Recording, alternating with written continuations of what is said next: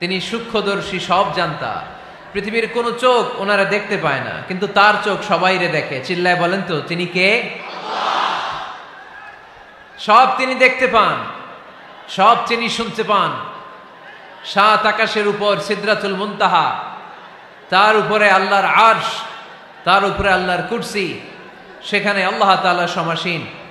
এই আরশের উপর থেকে আল্লাহ তাআলা জমিনের অতল গহ্বরে, কোন জঙ্গলে, কোন গুহার ভিতরে কোন পিপিলিকাও যদি হেঁটে যায়, আল্লাহ বলে এত উপর থেকে ওই পিঁপড়ার হেঁটে চলার পায়ের আওয়াজটাও আমি আল্লাহ শুনতে পাই। এজন্য কেউ যেটা শোনে না, শোনে কে? কেউ যেটা দেখে না, দেখে কে?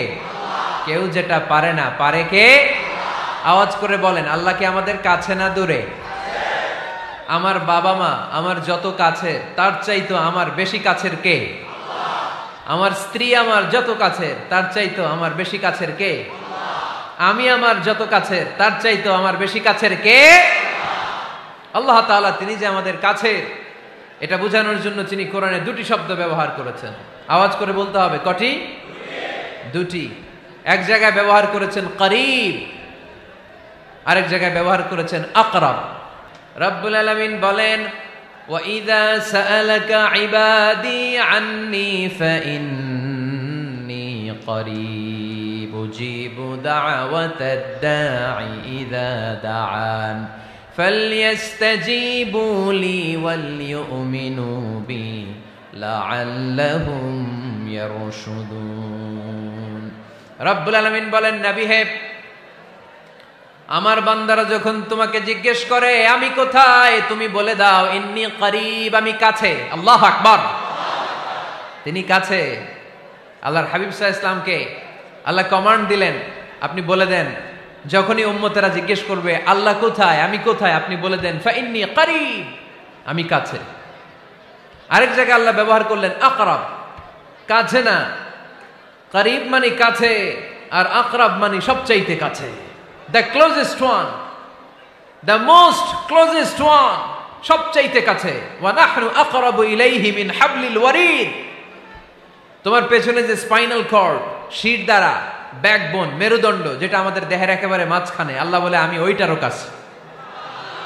কোন কোন মুফাসসিরিন ইকরাম বলেন, আমাদের যে খাদ্যনালী আর শ্বাসনালী, এটা আমার ঘাড়ের যত কাছে, আমার আল্লাহ আমার তার চাইতেও বেশি কাছে। তার মানে এই আয়াত দ্বয় থেকে আমরা বুঝতে পারলাম আল্লাহ দূরে নন, তিনি আমাদের কাছে। তিনি আমাদের কাছে, ডাকলেই তিনি সাড়া দেন। সুবহানাল্লাহ পড়েন। ভায়া হয়ে তার কাছে যাওয়া লাগে না, মিডিয়া হয়ে যাওয়া লাগে না। আমার সাথে দেখা করতে হইলে কত ভায়া হয়ে আসা লাগে, পাওয়া যাচ্ছে না। কিন্তু আল্লাহরে পাইতে হইলে অ্যাপয়েন্টমেন্ট লাগে।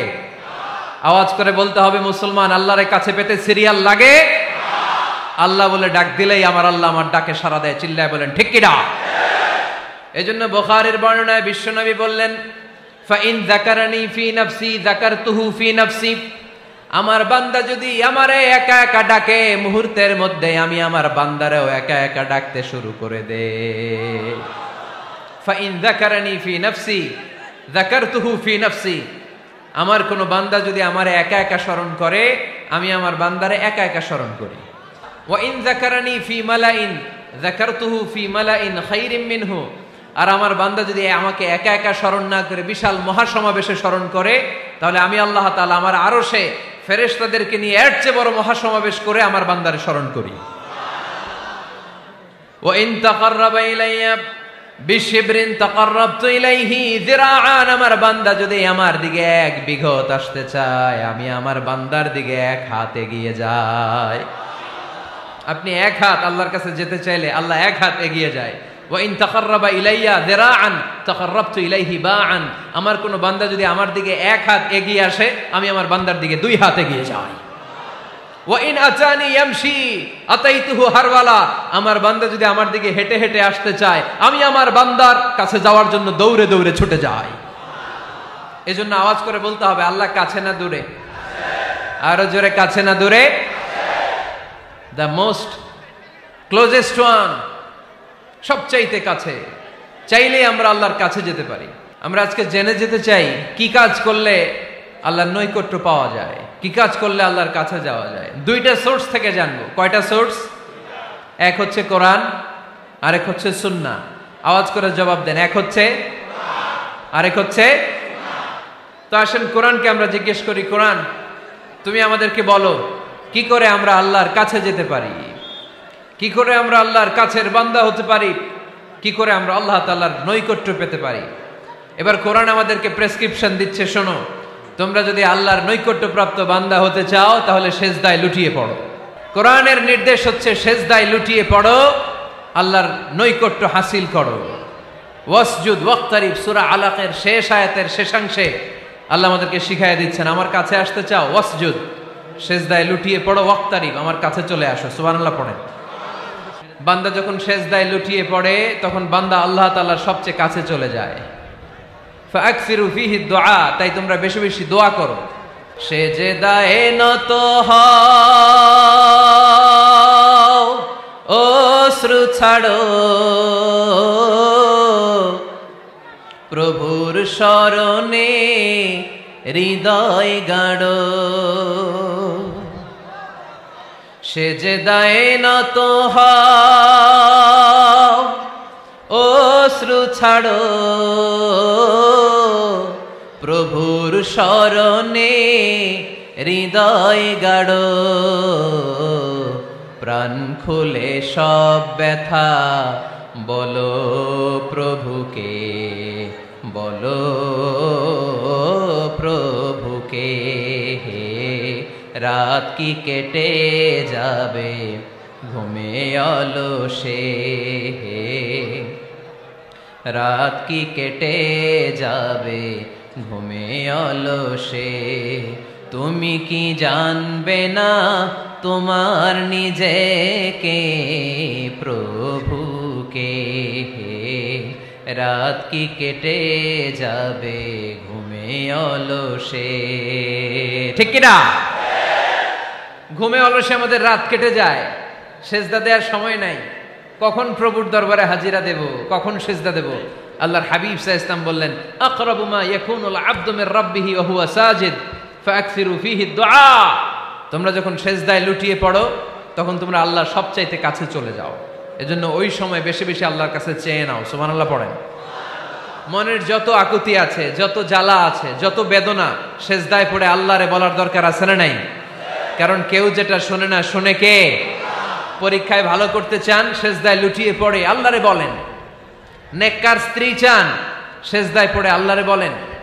নেককার সন্তান চান, সেজদায় লুটিয়ে পড়ে আল্লাহরে বলেন। বিসিএস পরীক্ষায় টিকতে চান, সেজদায় লুটিয়ে পড়ে আল্লাহকে বলেন। পাসপোর্ট দিয়ে রেখেছেন, ভিসা হয় না, সেজদায় লুটিয়ে পড়ে আল্লাহরে বলেন। মনের যত জ্বালা, যত যন্ত্রণা, যত আকুতি, যত হাহাকার, সেজদায় লুটিয়ে পড়ে আল্লাহরে বলেন। কারণ আল্লাহর দরবার এমন দরবার, এই দরবার থেকে কেউ কোনোদিন খালি হাতে ফিরে না। চিল্লায় বলেন ঠিক কিনা? কেউ ফিরে না খালি হাতে আল্লাহরে তোর দরবারেতে, তাই না? আকরাবু মা ইয়াকুনুল আবদু মির রাব্বিহি ওয়া হুয়া সাজিদ। বান্দা যখন সেজদায় লুটিয়ে পড়ে বান্দা আল্লাহর সবচাইতে কাছে চলে যায়। এই কথাটা মনে থাকবে আপনাদের সবার। আমরা কখন আল্লাহর সবচেয়ে কাছে যাই? আওয়াজ করে বলেন। যখন আমরা সেজদায় পড়ে থাকি। আপাত দৃষ্টিতে মনে হয় সেজদাটা যখন দেই জায়নামাজের উপরে আমার কপালটা পড়ে, সেজদাটা যখন দেই মসজিদের টাইলসের উপরে আমার সেজদাটা পড়ে, সেজদাটা যখন দেই মনে হয় যে মসজিদের কাপড়ের উপর আমার কপালটা পড়ে। কিন্তু বিশ্বনবী বলেন না, তোমার কপালটা আল্লাহর কুদরতি পায়ের উপরে পড়ে। আকরাবু মা ইয়াকুনুল আবদু মির রাব্বিহি ওয়া হুয়া সাজিদ।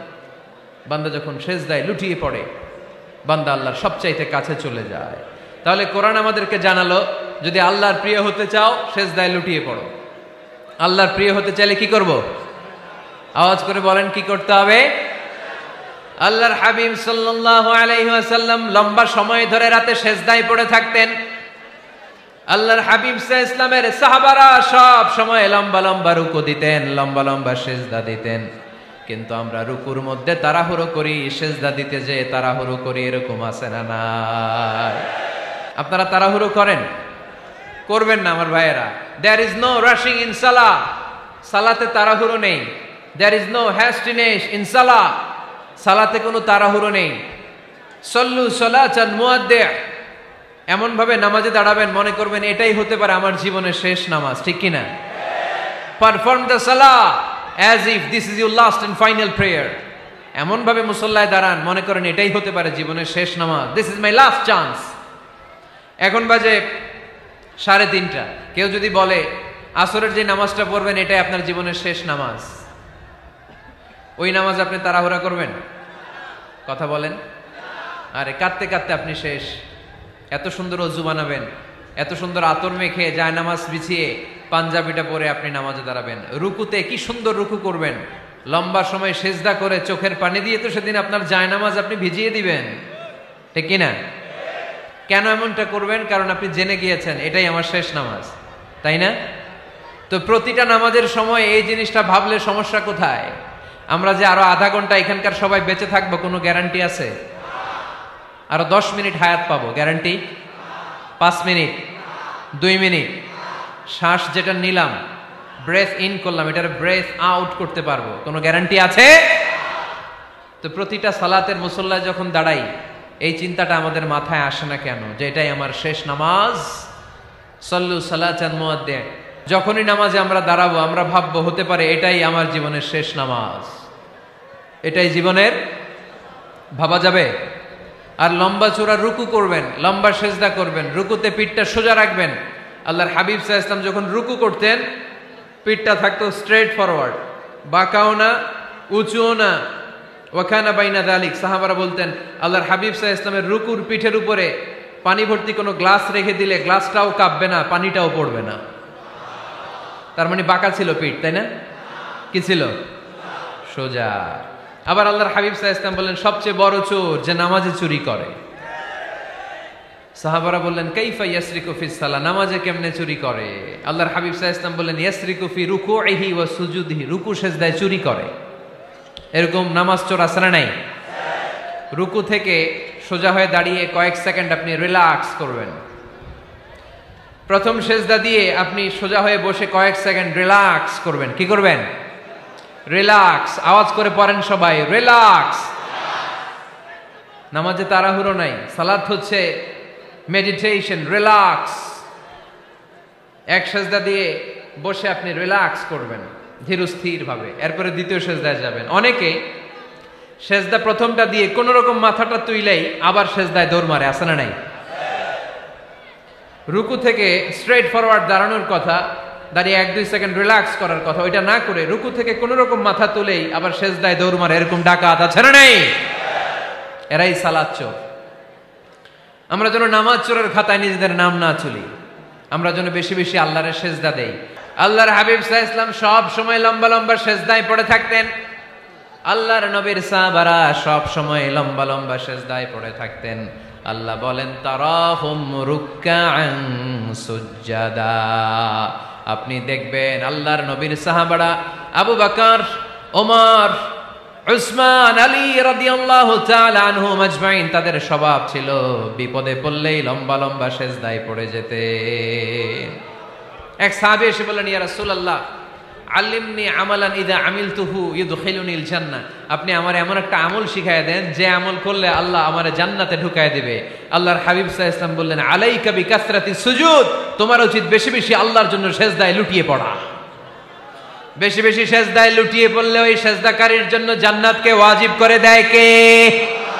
কিয়ামতের ময়দানে আল্লাহ বলবেন ও আমার বান্দারা আমারে সেজদা দিয়ে দেখা, কারা কারা দুনিয়াতে সেজদা দিয়েছিলি, আজকে এই কিয়ামতের ময়দানে আমারে সেজদা দিয়ে দেখা। আমরা যারা দুনিয়ার বুকে সেজদা দিয়েছি আমরা আল্লাহু আকবার বলে সেজদায় লুটিয়ে পড়ব, আলহামদুলিল্লাহ পড়েন।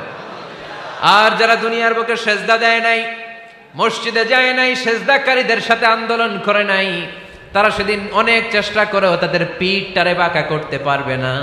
তাদের পিঠটারে সেই দিন লোহার মতো শক্ত করে দিবে কে? يوم يكشف عن ساق ويدعون إلى السجود فلا يستطيعون।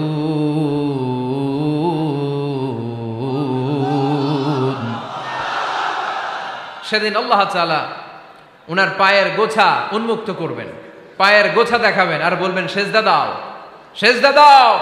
কারা দুনিয়াতে সেজদা দিয়েছো এখনই টের পাওয়া যাবে। আমরা আল্লাহু আকবার বলে সেজদায় লুটিয়ে পড়ব। কিন্তু যারা দুনিয়ায় সেজদা দেয় নাই এরা অনেক চেষ্টা করো পিঠটারে বাঁকাই করতে পারবে না, সেজদা তো দূরের কথা, এদের পিঠটারে লোহার রডের মতো শক্ত করে দিবে কে? এই দুনিয়াতে আমরা খালি চোখে যা দেখি সব কিছু সেজদা করে কারে?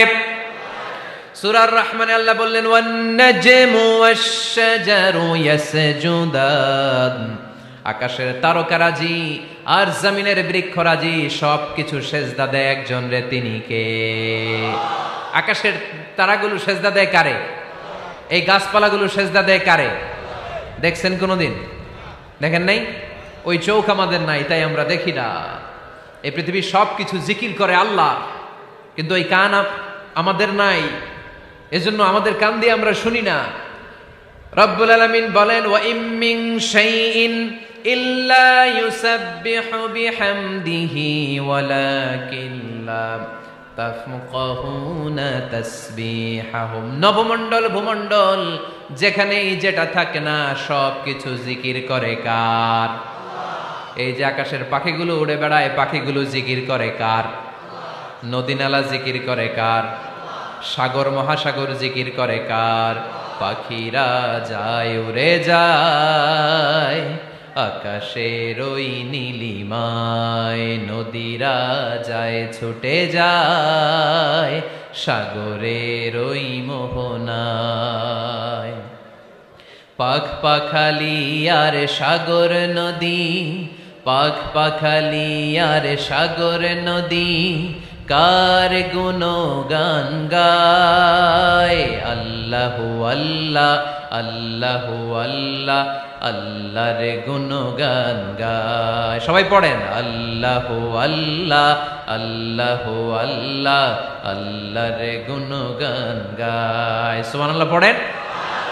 ওয়া ইম মিন শাইইন ইল্লা ইউসাব্বিহু বিহামদিহি ওয়ালাকিন লা তাফকাহুনা তাসবিহাহুম। পৃথিবীতে যা দেখো খালি চোখে সব কিছু আল্লাহর তাসবিহ পড়ে, সব আল্লাহর জিকির করে, সব আল্লাহর সেজদা দেয়। ওয়ান নাজমু ওয়াশ-শাজারু ইয়াসজুদান, আকাশের তারা দুনিয়ার বৃক্ষরাজি সেজদা দেয় একটা সত্তাকে, তিনি কে? অস্ট্রেলিয়ায় একটা শহর আছে সিডনি, সিডনিতে একটা জঙ্গল আছে, ওই জঙ্গলে একটা গাছ মানুষের মতো করে টু দ্য ডাইরেকশন অফ কিবলা, কেবলামুখী হয়ে এখনো রুকু দিয়ে আছে। সুবহানাল্লাহ পড়তে পারলেন না আওয়াজ করে? অনেক ক্যালেন্ডারে ছবিটা দেখা যায়, পেপার কাটিং আমি দেখেছি। একেবারে মানুষের মতো গাছটা, এটা এমন ভাবে বড় হয়েছে, এটা বড় হয়ে এমন ভাবে বেন্ড করেছে মাথাটা বাঁকা হয়ে টু দ্য ডাইরেকশন অফ কিবলা, কেবলামুখী হয়ে রুকু করে আছে। অনেক গাছ আছে সেজদা করে আছে। গোটা বিশ্বের যা কিছু দেখা যায় সব কিছু সেজদায় লুটিয়ে পড়ে কার জন্যে? সব কিছু জিকির করে কার? ওই কান আমাদের নাই, তাই আমরা শুনি না। ওই চোখ আমাদের নাই, তাই আমরা দেখি না। কিন্তু মহাবিশ্বের সবকিছু সেজদা করে কারে? এজন্য আমরাও সেজদা করতে চাই একজনকে। চিল্লায় বলেন তিনি কে? আমরা মসজিদে একটা সেজদা দেব, আবার মাজারে যে আরেকটা দেব। হ্যাঁ, সমস্যা কি? সব জায়গায় দিলাম, মসজিদেও কিছু দিলাম, মাজারেও কিছু দিলাম। কুমিল্লার ভাইয়েরা আওয়াজ করে উত্তর দাও, মুসলমান সেজদায় কোনো ভাগাভাগি চলে? আল্লাহর রাজত্বে কোনো ভাগাভাগি আছে? সেজদা চলবে একজনের জন্য, তিনি কে? কোনো ভণ্ডামির সাথে ইসলামের কোনো সম্পর্ক, ভণ্ডামির সাথে কোরআনের কোনো সম্পর্ক। ভণ্ডদের ভালো হওয়ার সুযোগ এখনো আছে না নাই? আজকের এই লাখো জনতার মাহফিল থেকে আমরা তাদেরকে উদাত্ত আহ্বান জানাই, ভণ্ডামি ছেড়ে দেন, ভালো হয়ে যান। ভালো হইতে পয়সা লাগে না। দোদেল বান্দা কালমা চোর, না পায় শ্মশান না পায় ঘোর, দিন থাকিতে আয়রে পথে ছাইড়া দে ভণ্ডামি, ভণ্ডামি ভণ্ডামি ভণ্ডামি, ছাইড়া দে ভণ্ডামি। ঠিক কিনা? নামাজ কালাম পড়ে না, ইবলিশ শয়তানের নানা। এরকম আছে? নামাজ টামাজ নাই, লাল শালু গায়ে দেয়া, গোসল করে না, মাথার চুল দাড়িতে জট পাকানো, বছরে গোসল করে একবার, বছরের একবার ওই গোসলের পানি মুরিদরা খাইয়া সব শেষ। এরকম আছে না নাই? এই অপরিচ্ছন্নতার সাথে, এই নোংরামির সাথে, এই মেন্টালি ডিসঅর্ডারের সাথে পরিচ্ছন্ন ইসলামের কোনো সম্পর্ক আছে? নামাজ কালাম পড়ে না, ইবলিস শয়তানের নানা, ধর্মের একখান খুঁটি ধইরা কয়দিন করবা হয়রানি, ভণ্ডামি ভণ্ডামি ভণ্ডামি, ছাইড়া দে ভণ্ডামি। ঠিক কিনা? দোদেল বান্দা কালমা চোর, না পায় শ্মশান না পায় ঘোর, দিন থাকিতে আইরে পথে ছাইড়া দে ভণ্ডামি ভণ্ডামি ভণ্ডামি ভণ্ডামি, ছাইড়া দে ভণ্ডামি। আওয়াজ তুলে বলেন ঠিক কিনা? কোন ভণ্ডামির সাথে আমাদের সম্পর্ক আছে? এই কপালটারে সৃষ্টি করেছে কে? আমার দেহটারে তৈরি করেছে কে? আমার এই কপাল দিয়ে সেজদা পাওয়ার উপযুক্ত একটাই সত্তা, চিল্লায় বলো মুসলমান, তিনি কে? মনে থাকবে? আল্লাহ ছাড়া অন্য জায়গায় সেজদা দিবেন? মাজারে সেজদা দিবেন? বাজারে সেজদা দিবেন? সেজদা দিবেন কারে? সেজদা দিলেই লাভ, সেজদা দিলেই। তাহলে কোরআন আমাদেরকে শেখালো ওয়াসজুদ ওয়াক্তারিব, prostrate and be closer to me. তোমরা না আল্লাহর কাছে যেতে চাও? তোমরা না আল্লাহর নৈকট্য প্রাপ্ত বান্দা হতে চাও?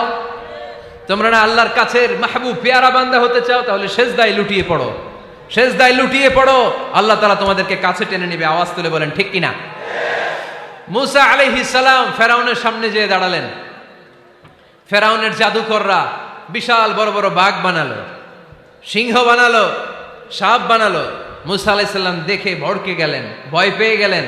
আল্লাহ বললেন, মুসা ভয় নাই, তোমার লাঠিটা খালি ফেলো। কি ফেলো? মুসা আলাইহিস সালামকে একটা লাঠি দিছে কে? লাঠি ফেলার সাথে সাথে মুহূর্তের মধ্যে হাইয়াতান তাসআ, বিশাল এক অজগর সাপ।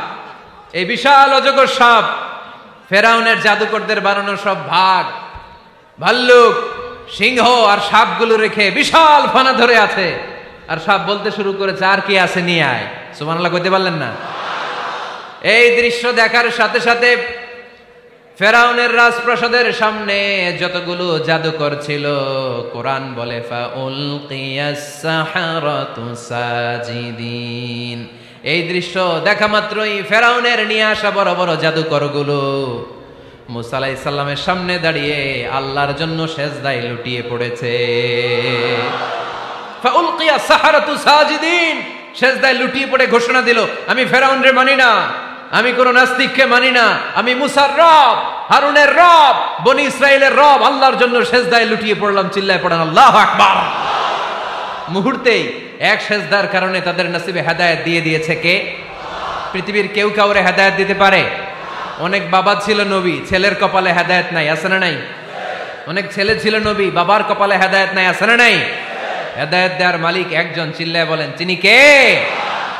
একটা সিজদা, একটা সিজদা, একটা সিজদার আদেশকে অমান্য করার কারণে ইবলিস জাহান্নামীদের সর্দার। চিল্লায় বলেন ঠিক কিনা?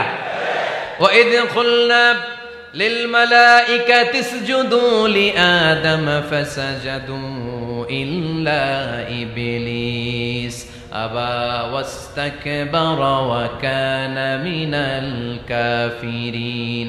আল্লাহ বললেন, ও ফেরেশতা কুল সবাই আমার আদেশ মোতাবেক আদমকে সেজদা করো। সবাই সেজদা করলো, একজন ছাড়া, সে কে?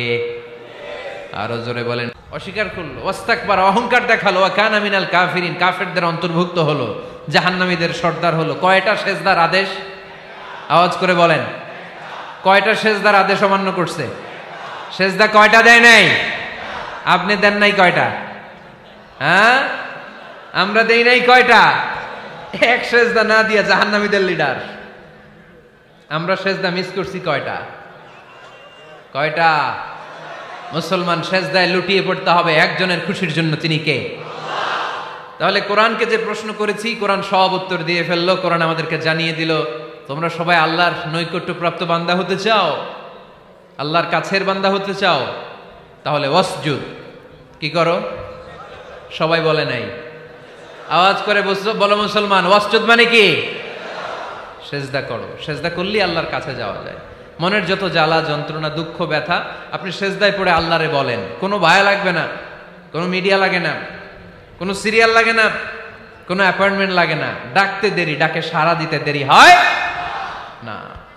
তাহলে কোরআনের আলোকে আজকে আমরা জেনে গেলাম আল্লাহর কাছে যেতে হলে সেজদায় লুটিয়ে পড়তে হয়। সুন্নাহকে যদি আমরা জিজ্ঞেস করি বিশ্বনবী রেখে যাওয়া সুন্নাতে যদি আমরা একটু তালাশ করি, একটু স্ক্যানিং করি, একটু চোখ গোলাই, তাহলে সুন্নাহ আমাদেরকে বলে বেশি বেশি নফল ইবাদত করো আর আল্লাহর নৈকট্য হাসিল করো। নফল ইবাদত আওয়াজ করে বলতে হবে। সুন্নাহ কি বলে? বুখারীর বর্ণনা, আল্লাহর হাবিব সাল্লাল্লাহু আলাইহি ওয়াসাল্লাম বলেন, মা ইয়াজালু আবদি ইয়াতাকাররাবু ইলাইয়া বিন নওয়াফিল, বান্দা যত বেশি নফল ইবাদত করতে থাকে, করতে করতে করতে করতে বান্দা আমার কাছের নৈকট্য প্রাপ্ত বান্দা হয়ে যায়। হাত্তা উহিব্বাহু, এরপর আমি আমার বান্দারে এত ভালোবাসি, কুনতু সামআহুল্লাযী ইয়াসমাউ বিহি, বান্দা যখন শুনে সে তার নিজের কান দিয়ে শুনে না, আমি আল্লাহর কানে শুনে। কুনতু বাসারাহুল্লাযী ইউবসিরু বিহি, বান্দা যখন দেখে নিজের চোখে দেখে না, আমি আল্লাহর চোখে দেখে।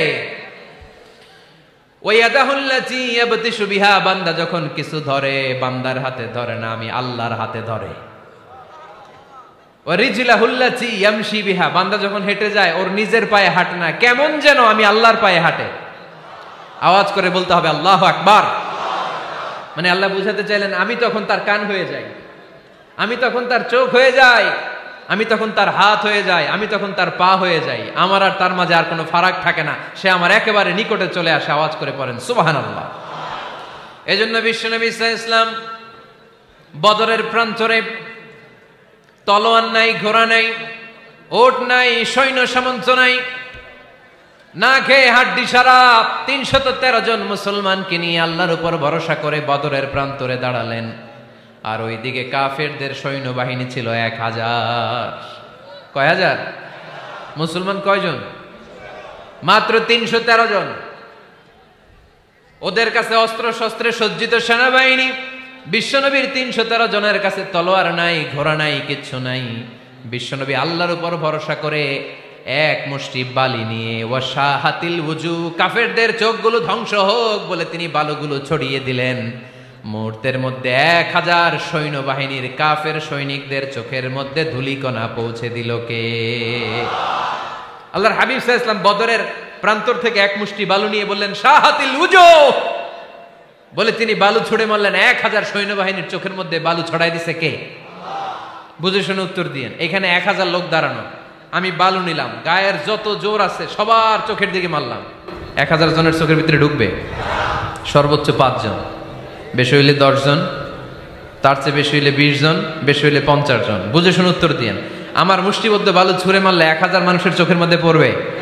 আওয়াজ করে বলেন পড়বে। এজন্য আল্লাহ বলেন নবী ওটা তুমি মারো নাই, ওটা আমি মারছি। সুবহানাল্লাহ নাই? আল্লাহ বিশ্বনবীর ডেকে বলেন ওমা রামাইতা ইয রামাইতা ওয়ালাকিন্নাল্লাহা রামা। নবী হে, বালু তুমি ঠিকই তোমার হাতে নিয়েছো, কিন্তু আমি আল্লাহ নিজ দায়িত্বে ১,০০০ কাফেরের চোখের ভেতরে বালুগুলো পৌঁছে দিয়েছি। তাহলে বান্দা যখন নফল ইবাদত করে তখন বান্দার হাত আর বান্দার হাত থাকে না, ওইখানে আল্লাহর হাত যুক্ত হয়ে যায়। বান্দার পা থাকে না, সেখানে আল্লাহর পা যুক্ত হয়ে যায়। বান্দা যখন দেখে নিজ চোখে দেখে না, আল্লাহর দৃষ্টিশক্তি সেখানে যুক্ত হয়ে যায়। চিল্লায় বলেন ঠিক কিনা? এজন্য নফল ইবাদত করতে রাজি আছেন তো? সুনানে তিরমিজির বর্ণনায় আল্লাহর হাবিব সাল্লাল্লাহু আলাইহি ওয়াসাল্লাম বললেন হাদিসে কুদসি, কিয়ামতের দিন বান্দার যখন ফরজে ঘাটতি হবে, কিসে ঘাটতি হবে? ফরজে। আল্লাহ পাক বলবেন উনজুরু হাল্লি আবদি মিন তাতাওয়ু, ও ফেরেশতারা দেখো তো আমার বান্দা নফল করছে কিনা। ফরজে যেহেতু তার ঘাটতি, দেখো তো আমার বান্দার কোনো নফল ইবাদত আছে কিনা। ফেরেশতারা বলবে আছে। আল্লাহ বলবেন তাহলে ফরজগুলার যেহেতু ঘাটতি, নফল থেকে কিছু এনে ফরজে বসাই দিয়ে ওগুলোর ফরজ বানায় দাও। এজন্য নফল ইবাদতের দরকার আছে না নাই? ফরজ তো করাই লাগবে, এটা কম্পালসারি, এটার মাফ নাই, এটা অব্লিগেটরি। নফল করে আল্লাহর কাছে যাওয়া যায়। নফল হচ্ছে ওভারটাইম, যে আল্লাহর কাছে যেতে হলে কি করতে হয়? সেজদা দিতে হয়। আর সুন্নাহর আলোকে আমরা জানলাম আল্লাহর কাছে যেতে হলে কি করার মাধ্যমে কাছে যেতে হয়? আওয়াজ করে বলেন নফল ইবাদত করতে রাজি আছেন সবাই? সবচাইতে শ্রেষ্ঠ নফল ইবাদত হচ্ছে কোরআনের তেলাওয়াত, ঠিক কিনা? আল্লাহর হাবিব সাল্লাল্লাহু আলাইহি ওয়াসাল্লাম বললেন নফল ইবাদতের মাধ্যমে আল্লাহর কাছে যেতে চাও, নৈকট্যপ্রাপ্ত বান্দা হতে চাও, আফদলুল ইবাদাতি তিলাওয়াতুল কোরআন। সবচাইতে যত নফল ইবাদতের লিস্ট হতে পারে, এই লিস্টে র্যাঙ্কিং এ ১ নাম্বার থাকবে কোরআনের তেলাওয়াত। এই কোরআন তেলাওয়াত করতে রাজি আছেন তো? আমার হাতে যে কিতাবটার নাম কি? সবাই বলতে পারেন নাই? আওয়াজ করে বলেন তো কিতাবটার নাম? এই কিতাবে ভুল আছে? সন্দেহ আছে? সংশয় আছে? এটা আলোর পথ দেখায়। এই কিতাব মানুষকে মানুষের মতো মানুষ বানায়, ঠিক কিনা?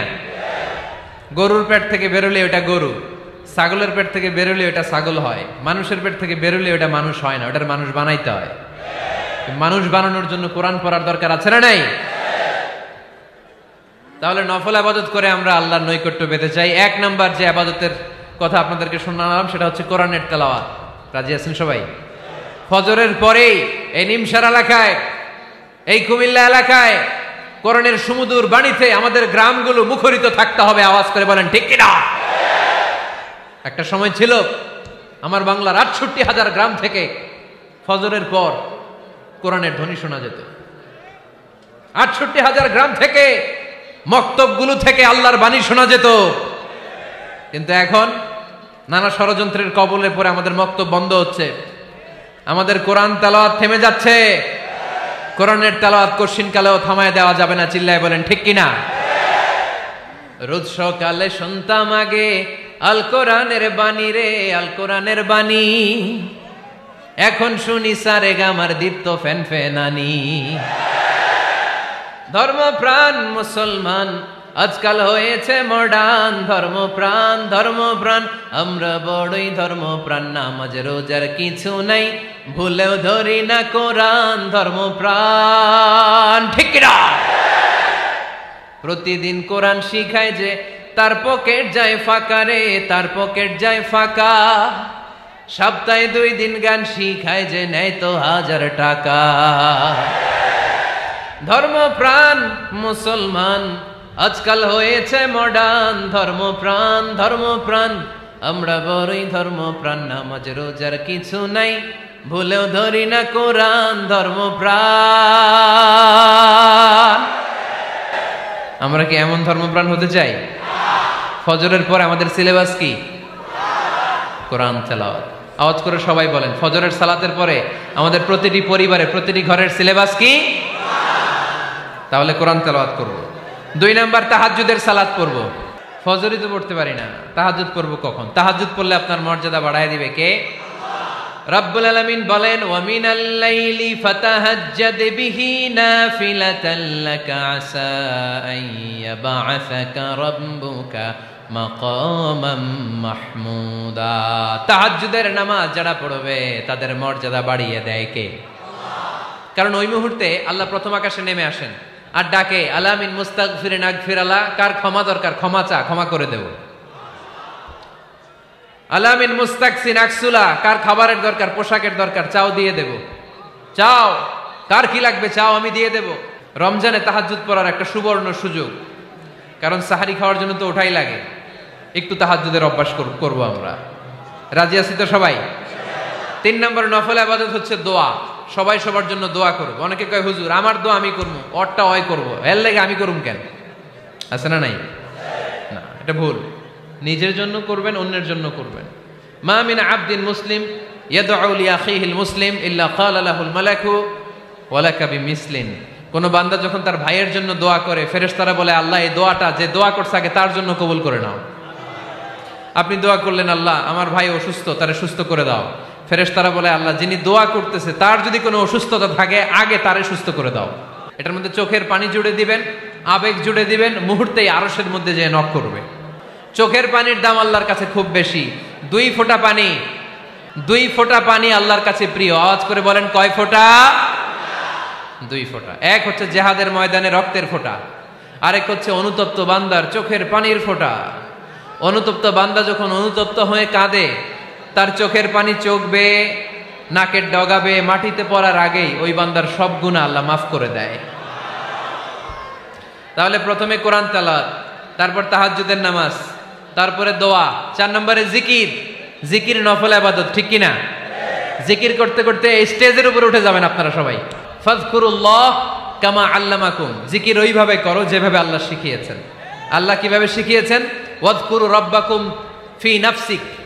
দেখেন, জিকির করার পদ্ধতি কোরআন থেকে শুনেন। মনে মনে করো, তাদাররুআন সবিনয়ে করো, খিফাতান ভীত বিহবল চিত্তে করো, দুনাল জাহরি মিনাল কওল অনুচ্চ স্বরে, বেশি আওয়াজ করে লাফালাফি করো না।